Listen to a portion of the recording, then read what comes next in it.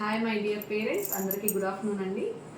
So పిల్లలకి కొంతమంది parents questions వేస్తున్నప్పుడు, అయ్యో నువ్వు ఇది చదవట్లేదు, ఇది నువ్వు చెప్పట్లేదు అని చెప్పి కాస్త పేరెంట్స్ టెన్షన్ పడుతున్నారని వినబడ్డాను.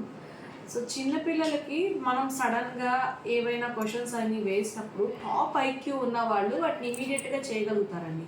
సో మినిమం నాలెడ్జ్ ఉన్న పిల్లలు వాటిని రీకాల్ చేసుకొని వాళ్ళు వాటిని కాస్త లేట్గానే మీకు ఎక్స్ప్లెయిన్ చేయగలుగుతారు, చెప్పగలుగుతారు. సో అంత మాత్రాన పిల్లలకి ఏం తెలియదు, వాళ్ళు ఏం చదవట్లేదు అని వాళ్ళ మీద ఒక ఇంప్రెషన్ మీరు క్రియేట్ చేసుకోకండి. చిన్నపిల్లలు చాలా ఒక మంచి ఎన్విరాన్మెంట్, ఎంజాయబుల్ లైఫ్గా లీడ్ చేస్తూ ఉంటే వాళ్ళకి గ్రోత్ కూడా బాగుంటుందండి. మనం ఎంతసేపు వాళ్ళకి స్ట్రెస్ఫుల్ లైఫ్ మనం ఇచ్చేసామంటే పిల్లల మైండ్లో వచ్చి ఐ డోంట్ నో ఎనీథింగ్ అనే ఇలాంటి మైండ్ సెట్ క్రియేట్ అయిపోయింది అంటే వాళ్ళకి తెలిసినా కూడా దాన్ని ఎక్స్ప్రెస్ చేసుకోలేని పరిస్థితికి వాళ్ళు వెళ్ళిపోతారు.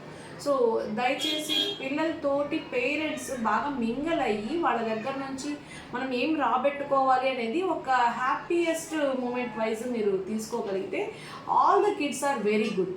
సో పిల్లల నాలెడ్జ్ అనేది వాళ్ళకు రాసే ఏదో టెస్ట్లు బేస్ చేసుకోనో ఇంకో దాన్ని బేస్ చేసుకోనో దయచేసి ఏ పేరెంట్ కూడా డిసైడ్ చేయకండి.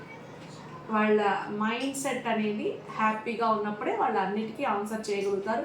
If they are in disturbance mood they didn't answer you. So please understand the kids and cooperate with them.